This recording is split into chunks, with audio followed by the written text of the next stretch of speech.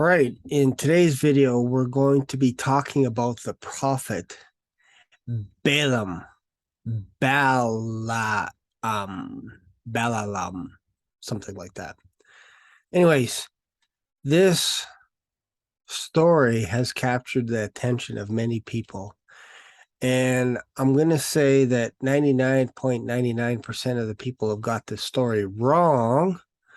So my attempt is to share with you some revelations that I got from this story, and let me know what your thoughts are. Again, you're not going to hear this anywhere else on YouTube. This is the only place on the planet that you'll hear this. So let's talk about the prophet of Balaam, and let's just start with some scripture reading. And I'm just going to take my time and share my thoughts as we go along. All right, let me use this here.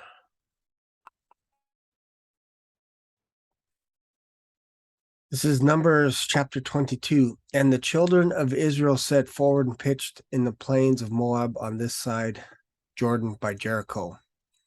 And I'm actually going to use the spotlight here. That way it disappears. Yeah. And Balak, the son of Zippor, saw all Israel done to the Amorites. And Moab was sore afraid of the people because they were many. Moab was distressed because the children of Israel, and Moab said unto the elders of Midian, now this company lick up all that are round about us, as the oxen licketh up the grass of the field. And Balak the son of Zippor was king of the Moabites at that time. So just a little bit of background. There are three main countries right now that are surrounding, or that Israel is approaching. One of them is Edom, that is descendants of Esau, and God said, don't touch these guys.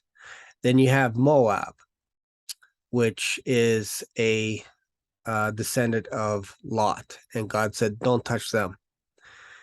And then you have the Ammonites, not the Amorites. Amorites, those ones are the ones that I believe they have some giants mixed in there. They're bad guys as well. But the Ammonites, God said, don't touch them either, because they basically have their own inheritance. You're not to touch them.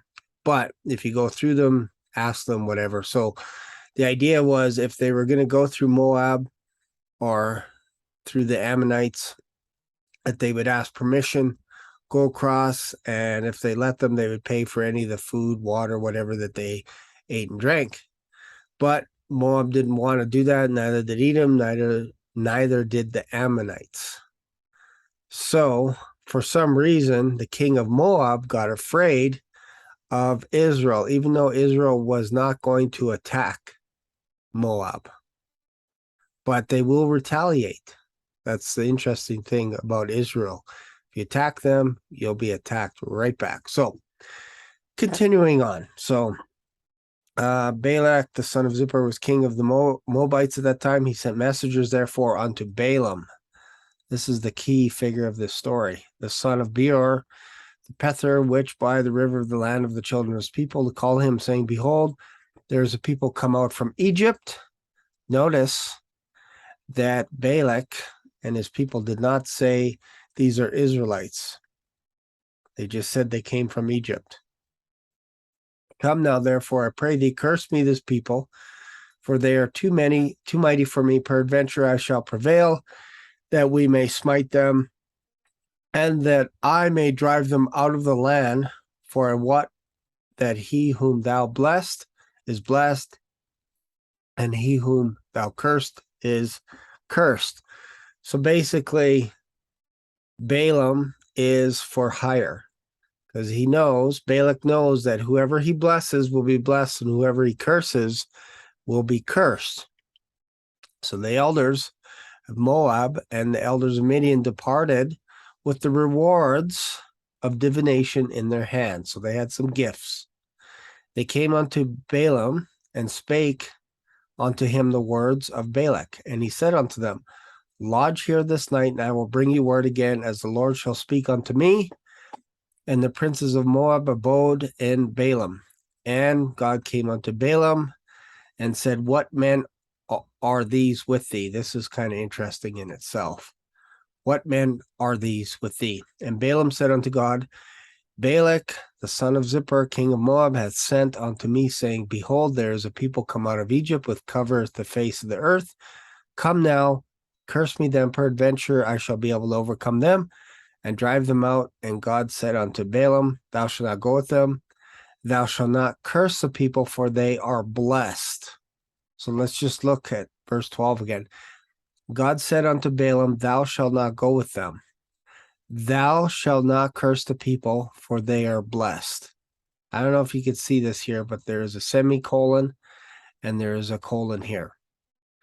Verse 13, Balaam rose up in the morning and said unto the princes of Balak, Get you into your land, for the Lord refuseth to give me leave to go with you. The Lord is not letting me go with you. Again, back to verse 12. Thou shalt not go with them. Balak is saying the Lord refuses to give me leave to go with you. He's not giving me permission to go with you. And the princes of Moab rose up, and they went unto Balak and said, Balaam refuseth to come with us. And Balak sent yet again princes more and more honorable than they, and they came to Balaam and said unto him, Thus saith Balak the son of Zippor, Let nothing, I pray thee, hinder thee from coming unto me, semicolon, for I will promote thee unto very great honor, and I will do whatsoever thou sayest unto me, semicolon. Come therefore, I pray thee, curse me this people. So we got verse 15 and verse 16. Let nothing, so verse 16, let nothing, I pray thee, hinder thee from coming unto me. So don't let anything hinder you. Come to me. And then verse 17, for I, remember, semicolon, verse 17, for I will promote thee unto very great honor, and I will do whatsoever thou sayest unto me. Come therefore, I pray, curse these people. So the deal is, if you come with me, I will promote you with very great honor, and I will do whatsoever thou sayest. All you have to do is come with me. Excuse me. So that's the deal that Balak has. All right, so let's continue. And Balaam answered and said unto his servants of Balak, if, a lot of people miss this right here, if Balak would give me his house full of gold and silver, this is the deal that's being made. He's telling Balak, if you give me your house full of silver and gold, and I can only imagine how much money that is, hundreds of thousands of dollars, millions of dollars. If you make me a millionaire overnight,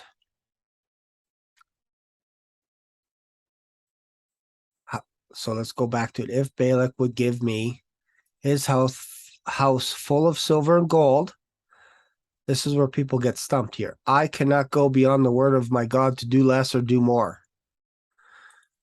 In other words, if you give me a house full of silver and gold, I will tell you only exactly what the word of the Lord says. No more, no less.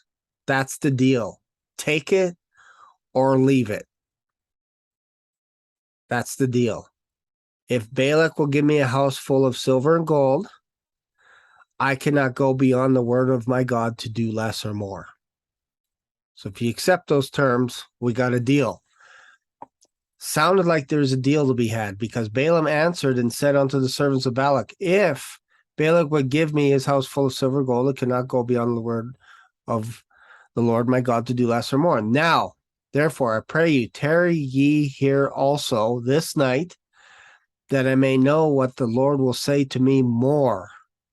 So there's more. So if you agree to this term, give me the house full of silver and gold. I'll tell you exactly what the Lord my God will say. No more, no less. I'm not going to give you my opinion. I'm only going to give you what God says. Verse 20. And God came unto Balaam at night and said unto him, if the men come to call thee, rise up and go with them. But yet the word which I shall say unto thee, that shalt thou do. And I'm going to interpret this for you. Again, now therefore I pray you, tarry this night, that I may know what the Lord will say to me more. So God came to Balaam at night, said unto him, if the men call to thee, saying, I'm adding the word saying, but picture this, the men call to thee, rise up and go with them. If that's the key, if they ask you to rise up and go with them, but do this instead. If they say, rise up and go with them, yet the word which I shall say unto thee, that shall do. So they're going to tell you, rise up and go with them. But what I want you to do is wait for the word that I will tell you. That shalt thou do. Not rise up and go with them, but only tell them the word that I tell you. Balaam just finished telling them that he could only tell them what God will say to them. No more, no less. So God is saying to Balaam, if they say to you, rise up and go with them, instead, say what I will tell you to say when that happens.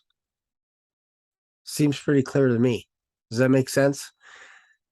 If someone tells you, rise up and go with them, don't do that. Instead, wait for me to speak to you and then tell them exactly what I say. That's what verse 20 is. And then verse 21, and Balaam rose up in the morning and saddled his ass and went with the princes of Moab. So clearly he didn't wait for God to say anything. Zero. He didn't tell them that God said anything to them. He was supposed to do that. That was part of the deal. Didn't do it. Instead, he's saddling his ass. And I think part of it is he wants to get his money. He wants to collect his money of silver and gold. So verse 22, and God's anger was kindled because he went, and the angel of the Lord stood in the way for an adversary against him.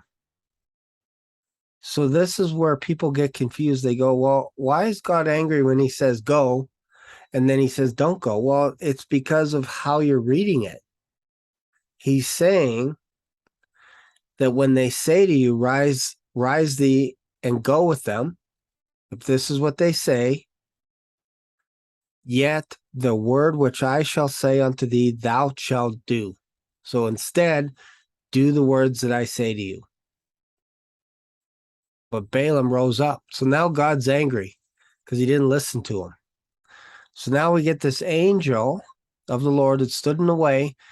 Now he's riding upon his ass, and two servants were with him. And the ass saw the angel of the Lord standing in the way, and his sword drawn in his hand. And the ass turned aside of the way and went into the field, and Balaam smote the ass to turn her into the way. But the angel of the Lord stood in the path of the vineyards, and a wall being beside, and a wall on that side. And when the ass saw the angel of the Lord, she thrust herself into the wall, crushed Balaam's foot against the wall, and he smote her. And again the angel of the Lord went further and stood in a narrow place where, let me just go here. Where are we here? But the angel of the Lord stood in place in the path of vineyards, the wall being on this side. And when the ass saw the angel of the Lord, she thrust herself in the wall and crushed Balaam's foot against the wall, and he smote her again. And the angel of the Lord stood in a narrow place where there was no way to turn either left or right. And when the ass saw the angel of the Lord, she fell down under Balaam. And Balaam's anger was kindled, and he smote the ass with the staff, and the Lord opened the mouth of the ass. And she said unto Balaam, what have I done to thee, that thou hast smitten me these 3 times? And Balaam said unto the ass, because thou hast mocked me, I would bear a sword in mine hand, for now I would kill thee. And the ass said unto Balaam, am I not thine ass, upon which thou hast ridden ever since I was unto this day? Was I ever wont unto thee? Was I ever wont to do so unto thee? Have I ever done this before, basically? He said, nay. Then the Lord opened the eyes of Balaam, opened the eyes of Balaam, and he saw the angel of the Lord standing in the way, and his sword drawn in his hand, and he bowed down his head and fell flat on his face. And the angel of the Lord said unto him, wherefore hast thou smitten thine ass 3 times? Behold, I went out to withstand thee, because thy way is perverse before me. The ass saw me and turned from me these 3 times. Unless she had turned from me, surely now also had slain thee and saved her life. And Balaam said unto the angel, I have sinned, for I knew not that thou stoodest in the way against me. It's almost like George Costanza's, if I had known that this was wrong, I wouldn't have done it. Now therefore, if it displease thee, I will get back again. And the angel of the Lord said unto Balaam, go with the men, but only the word that I shall speak unto thee, that thou shalt speak. So Balaam went with the princes of Balak. This confuses a lot of people. You have to look at it from the perspective of, you have to really think about this for a second. Have you ever seen an animal talk? No. We're using wisdom here. Have you ever seen an animal talk? No. Okay. That doesn't mean you don't talk to animals. I have an animal. I have a pet. His name is Oliver. I talk to him all the time. Am I crazy? Maybe. But my dog does not talk back to me other than his little puppy dog eyes.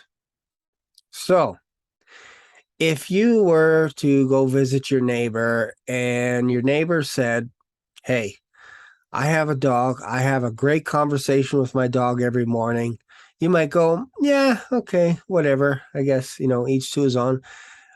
But if the neighbor tells you time and again that the dog actually talks back to the neighbor, what is your thoughts? You're going to think that this neighbor was crazy. You're going to think that this neighbor is mad. So you have to look at it from this perspective. There's like a paragraph or 2 in here where you actually go inside the mind of Balak. He's looking at this donkey, and this donkey tells him, why did you hit me 3 times? And notice the angel says the same thing.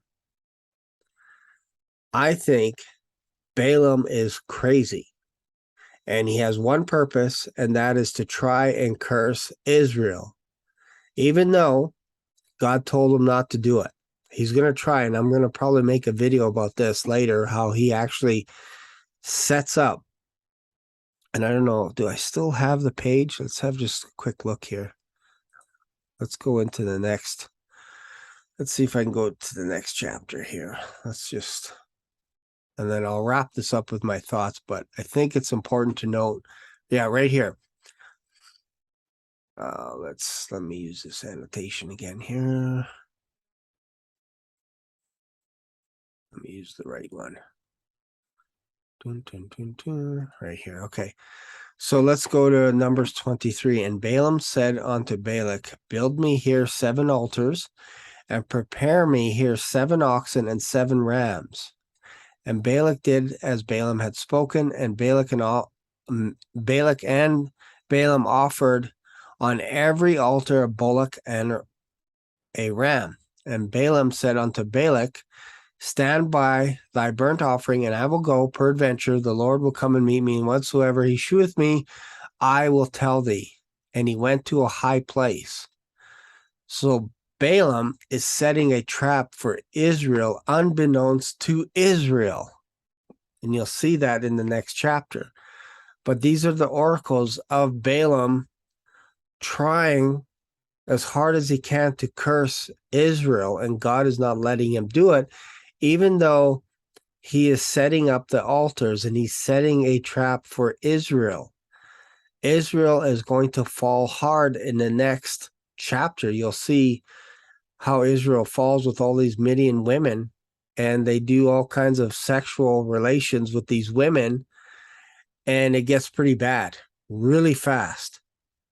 So this is part of the spell or the curse that Balaam is doing over Israel, unbeknownst to everyone, including probably Balak. He probably didn't understand what was going on, but he's setting up a trap. He's setting up these altars on a high place to entice Israel to sacrifice on these altars in high places. This is where Moloch, Balaam, all these gods are. And we don't see in great detail, but Balaam is actually teaching Balak, this is how you're going to seduce Israel. If you do it this way, they're going to fall. So it's quite interesting. This is not a children's story. There's so many times you'll see children's books of Balaam's donkey and all kinds of stuff. You got to understand that Balaam was mad. He was crazy. He would say one thing and do something else. That is probably like some churches out there. I won't say all of them, but there's churches out there where somebody will say one thing and they'll do something else for money, for rewards, whatever it is. Meanwhile, they are leading a perverse life, a sexual lifestyle. They're corrupt, whatever it is. They're just looking at money, big fancy buildings, whatever it is. This is all the spirit of Balaam. They're doing the same thing as what Balaam did. It's very hard to see it because you're reading it from the perspective of all men are good in the Bible. Because it's in the Bible, they must all be good men in some way. Otherwise, why would it be there? Well, Balaam is an evil person. He is not a good person. Don't get that confused and think, oh, this was a good prophet that fell. No, he's not a good person. He's not a good one. He's not a good prophet. He is evil. He is wicked. He is cunning. He is deceitful. He does things only for money. He pretends that he hears from God only to get money. That's what this story is about. So hopefully you get some revelation on that as to who Balaam is. Balaam, however you say it. But this is a deep story, and the more you read into this, the more you study it. I've studied it for hours. One day it'll just pop out at you, and you'll be like, man, this guy was not a good guy at all. He was deceiving. He was very deceitful, and it's hard to see it when it gets so close to what God does. This guy was a very powerful man too. Some people say he was almost equal to Moses in some ways from a secular point of view. So it's just interesting that one man could wield this much power and influence. And obviously the devil was using this guy. So if you got something out of this, if this made sense to you when you're reading this story, let me know in the thoughts or in the comments below. Let me know your thoughts. Don't forget to subscribe to this channel. We are now at 150 subscribers. Can't wait to get to 200 subscribers. Again, if you like this kind of thing, give me a thumbs up as well. Let me know your thoughts in the comments. Don't forget to subscribe as well. Thanks a lot, and I'll see you in another video. Bye for now.